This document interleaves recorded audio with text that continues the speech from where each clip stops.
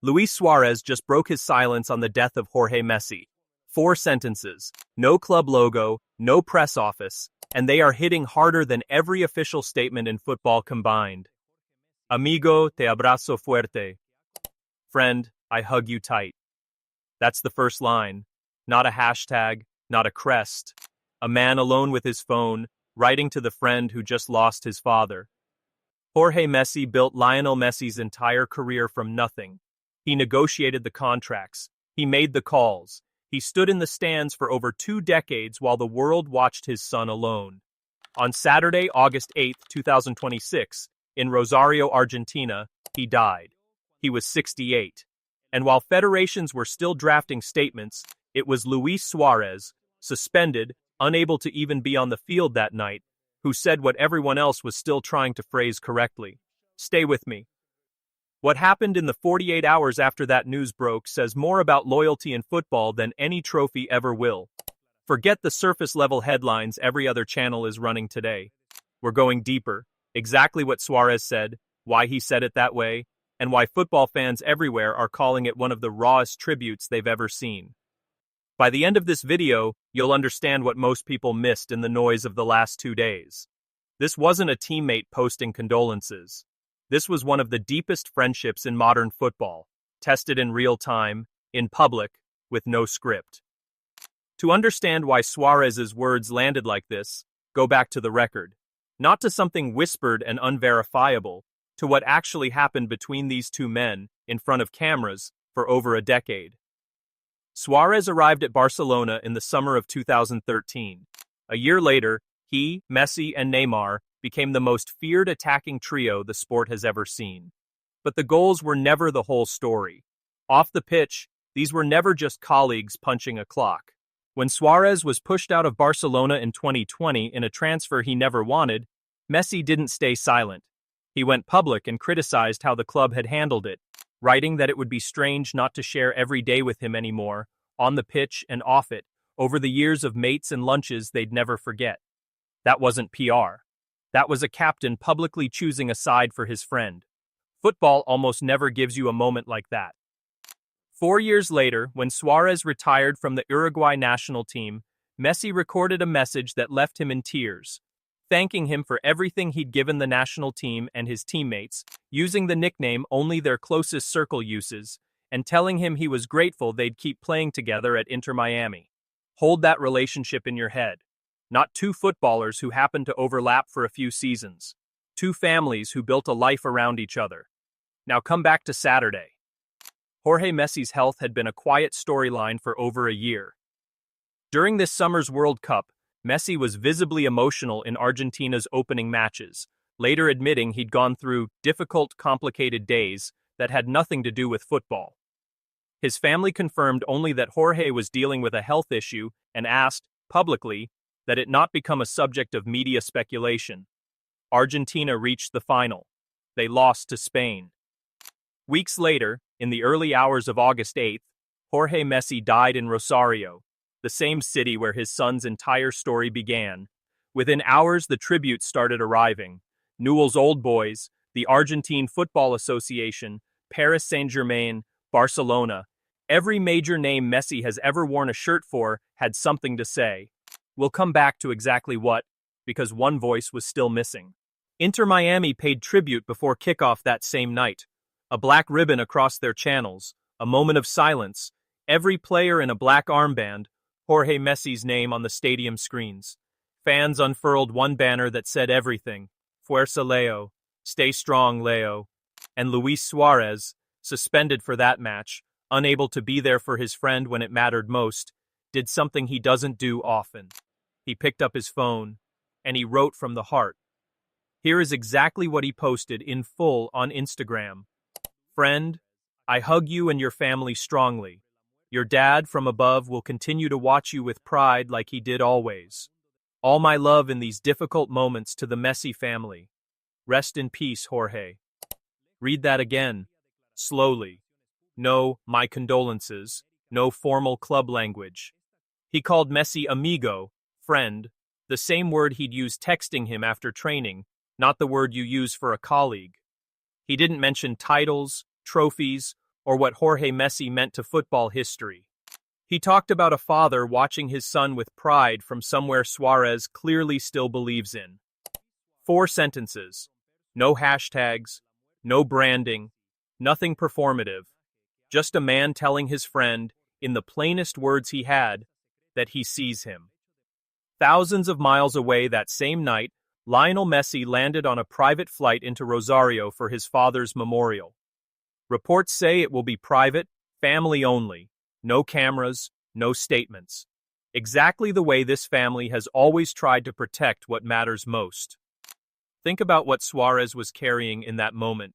He couldn't be there, suspended, unable to play, unable to fly to Rosario immediately. All he had was a phone and words. And he reached for the simplest, least polished ones available. That's not weakness, that's the tell. When people are performing grief, they reach for big language. When people are actually grieving, they write 4 honest sentences and hit post. Jorge Messi was never just a father in the background of a highlight reel. For over 2 decades, he managed his son's career, negotiated the contracts, made the calls, absorbed the pressure so a teenager from Rosario could just focus on football. Every Ballon d'Or, every World Cup, every night under the lights. Jorge was part of the architecture that made it possible, and he mostly stayed out of frame while he did it. So when Suarez writes that Jorge will keep watching Leo with pride like he did always, that's not a poetic flourish. That's him naming something everyone who has followed this family for 20 years already knew was true. What comes next for Messi carries its own weight. He's 39, still playing, still carrying Argentina and Inter Miami on his back, and now carrying this too. Football doesn't pause for grief. There will be a match next week, and the week after that, and at some point Leo Messi will walk out onto a pitch with his father no longer in the stands, for the first time in his entire career. That is exactly where a friend like Suarez stops being just a teammate. Not because of anything secret or dramatic, because of exactly what we just watched, in public, in real time. Showing up, saying the human thing instead of the polished thing, and being one of the very few people on earth Messi doesn't have to perform for. Suarez wasn't the only one to speak. But look closely at who said what, and the pattern tells its own story. The Argentine Football Association said it mourned with sadness and sorrow, alongside its captain and emblem, Lionel Messi, standing in solidarity with the family. Paris Saint-Germain sent its full support to Leo, his family, and loved ones in this painful ordeal. Barcelona, the club where Jorge Messi spent nearly 2 decades quietly shepherding his son's rise from a teenager who needed growth hormone treatment into the best player of his generation, thanked the family for trusting them with their son. Sit with that sentence. What Barcelona is really saying is this. Everything the club became during the Messi era started with one father's decision to hand his boy over to strangers in another country and trust that it would work out. Newell's Old Boys, the Rosario club where Jorge first brought Lionel to train as a child, put it even more directly. Jorge was the pillar who, together with his wife Celia, supported with vision, rigor, and affection the career of the greatest player of all time. None of these statements were written by Jorge's family. They were written by institutions who stood on the outside for 25 years, watched what one father quietly built, and felt compelled to say so the moment he was gone. Away from the crests and the press releases, Rosario told its own story. Fans gathered outside the house where Messi grew up, leaving flowers and flags on the sidewalk. Boca Juniors and River Plate, rivals who agree on almost nothing in Argentine football, both paused for a moment of silence. In Mexico, Monterrey's coach Matias Almeida opened his press conference not with football, but with a statement about Jorge Messi. On the pitch that night, in the 10th minute, Messi's number, Inter Miami fans stood and raised their banner. Rodrigo de Paul, Messi's Argentina teammate, scored elsewhere that same weekend and lifted his jersey to reveal Messi's number underneath. A small, silent gesture aimed at a friend who wasn't there to see it live. Here's what makes this hit even harder. This wasn't the first time football thought it was mourning Jorge Messi. Back in June, an Argentine TV host wrongly reported his death on air, relying on bad information fed through her earpiece, a mistake serious enough that she resigned days later and publicly took responsibility. For weeks after that, Every health update on Jorge was met with caution, almost suspicion, by fans who'd already been burned once. The real news on August 8th didn't land as a shock out of nowhere. It landed as confirmation of something people had been quietly bracing for since the World Cup, which made it heavier, not lighter. You don't get the mercy of surprise. You just get to watch it actually happen. That context is exactly why Suarez's timing matters. He didn't post the moment rumors started swirling months ago. He waited. Through the World Cup, through the recovering and progressing favorably updates, through all of it, until there was no uncertainty left to protect. Then, suspended, forced to watch his team play without him, he wrote the 4 sentences now being shared across every football account on the internet. Before you go, I want to hear from you. Drop your answers in the comments. First, is the Suarez-Messi friendship the most genuine relationship we've ever seen between 2 elite athletes? Weigh it against Jordan and Pippen, or Xavi and Iniesta. How many of those went this far beyond the pitch? Second, did you know this full history before today? The Barcelona years, the 2020 exit, the retirement tribute? Does that context change how you read Suarez's message now?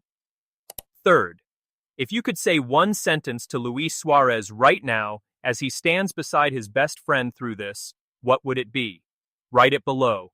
Let's fill this comment section with something worth reading.